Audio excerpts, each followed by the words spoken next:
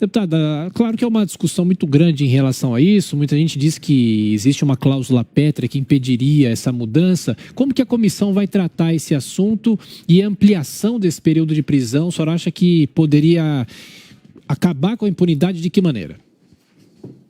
Olha, na verdade a ideia era que eu sou defensora, na verdade, da prisão perpétua. Infelizmente, aqui no Brasil, a gente não pode analisar a prisão dessa forma. Existem cláusulas pétreas que impedem que a gente tenha prisão perpétua. Existem alguns tipos de crime, Thiago, que são muito graves.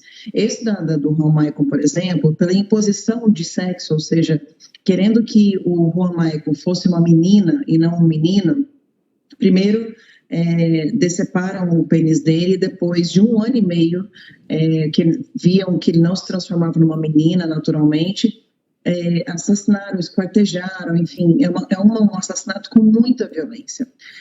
Dito isso, e com muita pena, a gente analisou o seguinte: pessoas que cometem esse tipo de assassinato não podem voltar à sociedade, são pessoas que não têm conserto.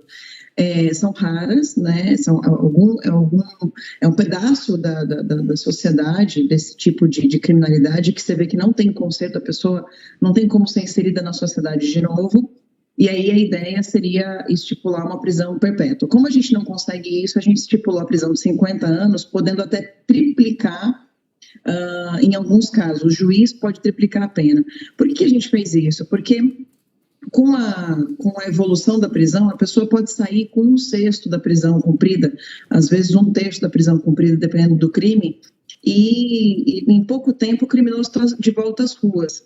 A gente precisa impedir isso de alguma forma. Então, a CCJ vai analisar hoje esse projeto que é meu, é da Bia Kicis, é do Eduardo Bolsonaro, nós assinamos em coautoria.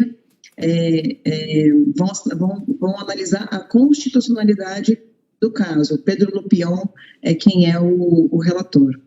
Deputada, agora a pergunta de Brasília, José Maria Trindade. Salve, deputada, muito bom dia. Deputada, esse é um assunto muito difícil de ser tratado no Congresso Nacional, que foge de temas polêmicos assim. E é um exemplo, deputada, sobre a dificuldade de se fazer cumprir as penas condenadas, ou seja, há sempre uma maneira de reduzir. Não seria o caso de mudar de uma maneira geral e acabar com esses atenuantes, e se alguém for condenado a 3 anos, que seja 3 anos, 10 anos, que seja 10 anos?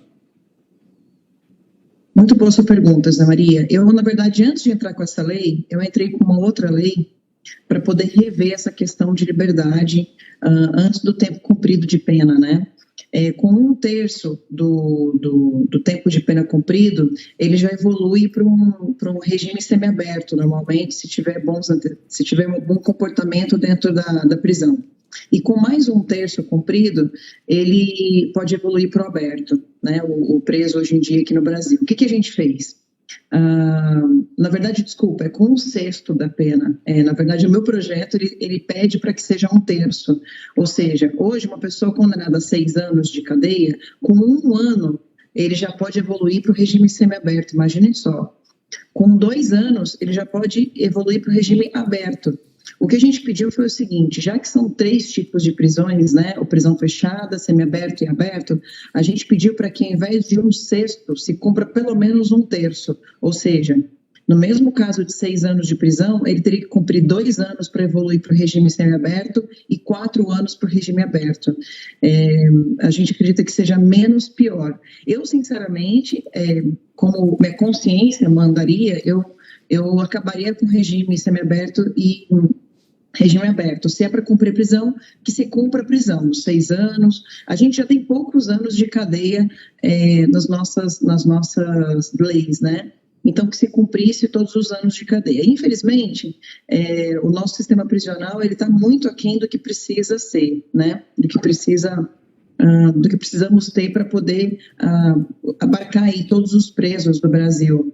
Então, a gente primeiro precisaria evoluir nas cadeias, né, aumentar o número de cadeias, e aí tem gente, sempre aquelas pessoas que vão dizer, não construam cadeias, construam escolas. Só que aí ontem, quando, por exemplo, a gente teve aquele crime horroroso em Saudades, a gente começa a pensar, né, se a gente precisa ou não de mais cadeias. Tem muita gente no Brasil que está solta por falta de cadeia, por falta de local para cumprir pena, né? Então é algo que a gente precisa parar, analisar e ter um debate sério sobre isso. Mas, infelizmente, a Câmara que a gente tem hoje, né, Maria, é uma Câmara garantista. A maioria dos nossos deputados e senadores são senadores e deputados garantistas, que normalmente estão do lado dos advogados, do lado errado da história, infelizmente. Deputada, agora a pergunta é de Paulo Figueiredo. Oi, Paulo. Deputada, bom dia. A iniciativa é muito boa, porque eu acho que, diante do que o Brasil viu ontem, ele entende, é um momento oportuno para o país entender que certos indivíduos não deveriam voltar nunca ao convívio social, né? Uma pessoa que assassina crianças de 1 e 2 anos, essas pessoas não podem voltar nunca ao convívio social, elas são absolutamente irrecuperáveis. Mas eu queria fazer uma pergunta a respeito de um outro assunto relacionado, em certa medida, a esse, que é um assunto que o Brasil está bastante curioso saber, uma das prioridades do povo brasileiro é a questão da prisão da segunda instância. Se a gente pode ter alguma expectativa de avanço nesse sentido. Paulo, obrigado pela pergunta. A prisão de segunda instância está acontecendo agora numa comissão especial, né, a discussão dela. E, Paulo, eu queria que vocês tivessem atenção para um tema. Eu falei sobre esse tema, acho que ainda em 2020, no começo de 2020, eu trouxe esse tema quando o Fábio Tradi, o relator da prisão em segunda instância, disponibilizou o relatório dele. Ele cria uma instância a mais. Então, em alguns casos, aí dentro do relatório dele, ele cria uma terceira instância para prisão. E a nossa preocupação é, quando ele fala que precisa ser confirmada por um órgão colegiado, ele diz, por exemplo, que as prisões que não são por órgão colegiado em primeira instância, quando não é tribunal de júri, ele precisa de uma segunda confirmação em órgão colegiado. Então, ele diz que se a condenação em primeira instância não foi em órgão colegiado e a segunda for em órgão colegiado, a pessoa não sai dali presa. Ela tem que ter uma confirmação no segundo órgão colegiado. E aí a outra pergunta que fica é o seguinte: e nos casos em que a prisão for confirmada pelo STF, que é um órgão colegiado, vai precisar de uma outra instância acima do STF para confirmar essa prisão? Então, assim, o relatório dele tem um jabuti ali, do qual, inclusive, eu falei, eu explanei esse caso no Twitter em 2020, e ele respondeu de uma forma muito agressiva, dizendo que eu não tinha moral para falar sobre o relatório dele, porque eu não era formada em direito.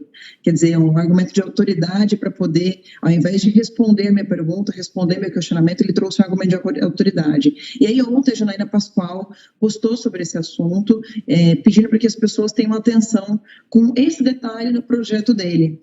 Eu acho que o papel de vocês, né, da Jovem Pan, é super importante no intuito até de trazer o Fábio Tradi para que ele possa explicar melhor, trazer um especialista em direito, quem sabe a Janaína Pascoal, já que ele não gosta de argumentar com pessoas que não sejam formadas em direito, né?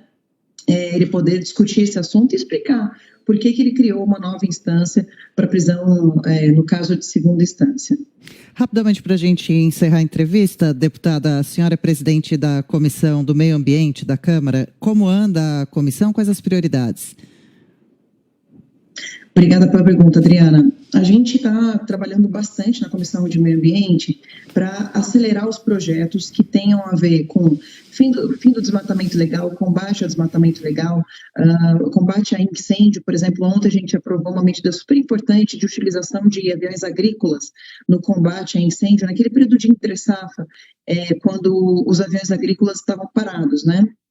Um outro projeto aprovado ontem também foi a dispensa de licenciamento para quando as pessoas querem plantar árvores nativas, por exemplo, algo para desburocratizar o reflorestamento.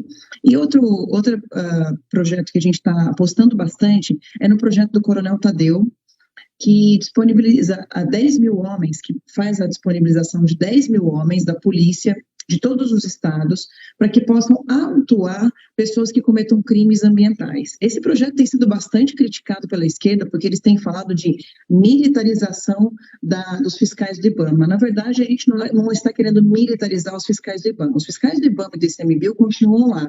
O que a gente quer fazer é somar mais 10 mil homens à fiscalização e, nesse caso, então, aumentar o combate e controle aos incêndios e também ao desmatamento ilegal.